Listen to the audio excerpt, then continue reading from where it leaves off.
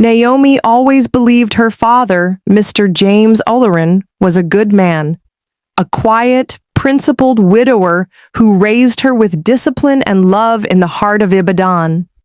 He worked long hours, rarely spoke of the past, and filled their home with routine, silence, and unspoken grief. Naomi lost her mother when she was just 5. All she remembered were faint memories, her mother's warm hands, her lullabies, and the scent of hibiscus in her hair. Every time Naomi asked about her, Mr. Oleron would deflect. She was a good woman, that's all you need to know. Now 24, Naomi had just returned home after finishing university. She was independent, bold, and determined to reconnect with the father who had always felt like a stranger. But the home she returned to didn't feel the same. There was a coldness in her father's eyes. Something was off. One night, while cleaning out the storeroom, Naomi found a box, not just any box, an old padlocked metal chest with initials carved into it. E.O. Those weren't her mother's initials. Her curiosity burned. Naomi stared at the box for a long time, her fingers brushing over the cool metal. The initials E.O. haunted her. She didn't know anyone in her family with those initials. At least, no one her father had ever spoken of. The padlock was old, rusted, but still strong. She hesitated, wondering if this was even her place. But then again, hadn't her whole life been filled with quiet gaps and half-truths? She hid the box in her closet and waited until her father left for the market the next morning. Then, with a rusty nail and a lot of effort, she pried the lock open. Inside were bundles of letters, photos, and an old journal. The smell of mildew and time hit her hard, but it was what she saw that nearly made her drop the box.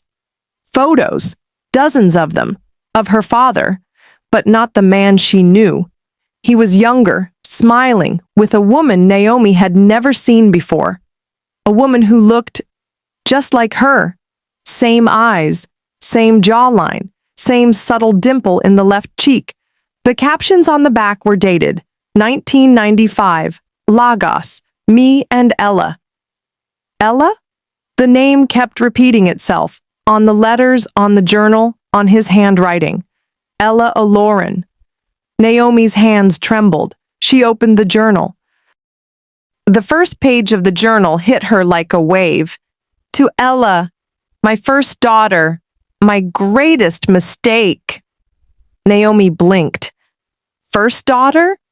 She flipped the pages in disbelief. Each one peeled back a version of her father she had never known. The journal told a story of a man in his early 20s, madly in love with a woman named Ella. She was beautiful, fiery, and came from a forbidden background. Someone Naomi's grandfather, a strict traditionalist, had never approved of. Despite that, James and Ella had a child together, a baby girl. But things turned ugly. James's family rejected Ella. Rumors swirled about her being involved in something dark, spiritual, or even criminal. Under family pressure, James walked away from them both, abandoned them, and never looked back. Naomi's chest tightened. This wasn't just some forgotten lover. This was her half-sister. She had a sister, one her father had never mentioned in 24 years. She scrolled further. The entries turned frantic. She came back. I saw Ella on the street near the church. She stared right at me. She knows. There's a letter. If something happens to me, Naomi must never find out. Never. Naomi dropped the journal. He meant for her never to know. And yet, here she was, reading everything. What would you do if you discovered your entire life was built on a secret someone swore you'd never learn? Subscribe for the next part of Naomi's story and turn on notifications. Things are only getting darker from here. That night, Naomi couldn't sleep. The journal sat on her bedside table like a curse, whispering truths she didn't ask for. She stared at the ceiling, questions spinning through her head. Where was Ella now? Did her sister even know she existed? Why had her father hidden such a massive truth? By morning, Naomi had made a decision. She had to confront him. At breakfast, Mr. Olerin sat in his usual silence, sipping tea and reading the paper. Naomi placed the journal gently on the table in front of him. He didn't react at first. Then, slowly, he looked up. The expression on his face shifted from surprise to dread. "You read it," he said quietly. "I read everything," Naomi replied. "Why didn't you tell me? I have a sister." James stood up, walked to the window, and sighed deeply. "Because Ella made me promise. She didn't want you to know. Not ever." Naomi's voice cracked. "That was her choice? What about my right to know my own blood?" He turned to her. "You don't understand. That family. What they were involved in. You don't want anything to do with them." "Then explain it to me," she demanded. James walked slowly back to the table, pulled out a worn envelope from his pocket, and placed it beside the journal. "This came last month, from Ella." Naomi's hands shook as she opened the letter.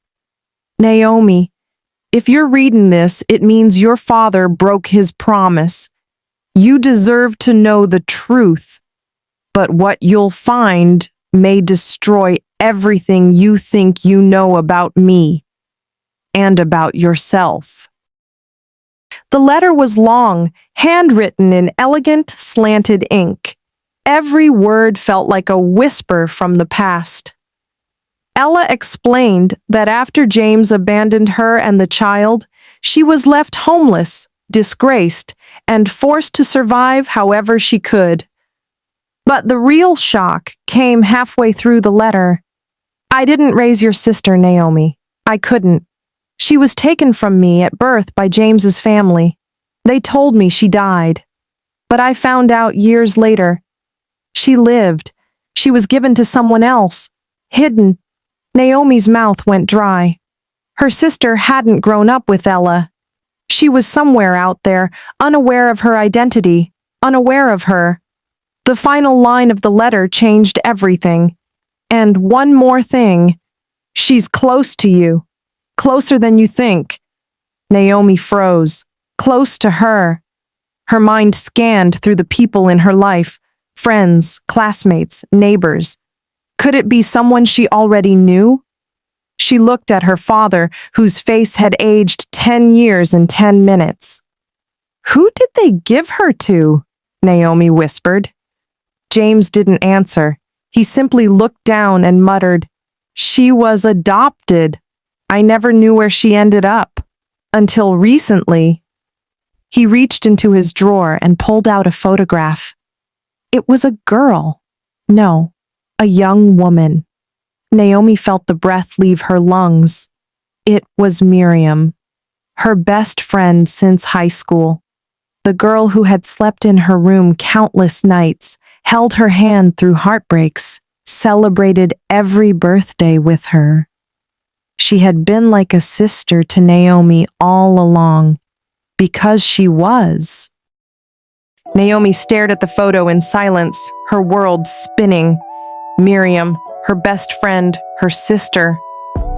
The countless memories flashed through her mind, late-night talks, shared secrets, childhood sleepovers, all suddenly rewired with a shocking new truth.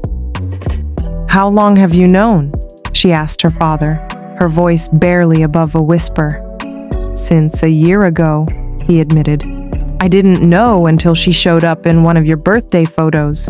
I recognized her eyes. I ran a private DNA test. It confirmed everything." Naomi was speechless. "And you said nothing?" "I wanted to protect you both. I didn't know how to tell you. I was ashamed. Tears welled in Naomi's eyes. You let me live beside her. Let us grow close without telling either of us the truth. Do you have any idea what that means? I do now, he said, finally breaking. I've lived with the guilt every single day. Naomi couldn't take it anymore. She left the house and walked for hours until her feet ached. By nightfall, she stood outside Miriam's apartment. But what would she say? How do you tell someone they've been your sister all along? How do you rewrite a lifetime? Naomi raised her hand and knocked. Miriam opened the door with a smile. Hey, you okay? Naomi stared into the familiar face that now looked like a mirror.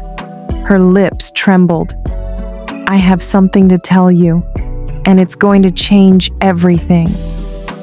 If you found out your best friend was actually your long-lost sibling, would you tell them the truth or keep it buried forever?